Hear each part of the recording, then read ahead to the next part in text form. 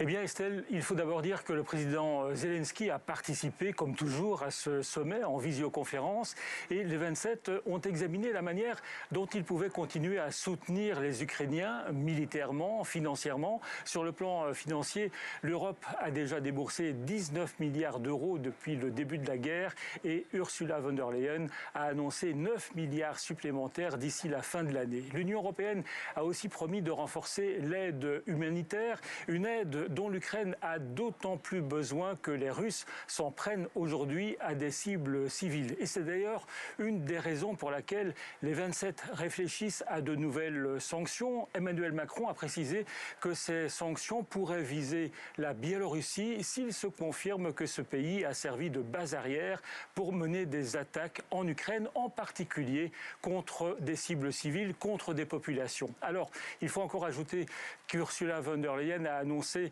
l'organisation d'un sommet du G7 avec l'Union européenne la semaine prochaine en Allemagne, à Berlin, un sommet consacré à la reconstruction de l'Ukraine et une question sera sur la table, celle du gel des avoirs détenus en Europe par les oligarques, par des responsables russes. Peut-on confisquer ces avoirs pour reconstruire l'Ukraine? Belle question pour les juristes.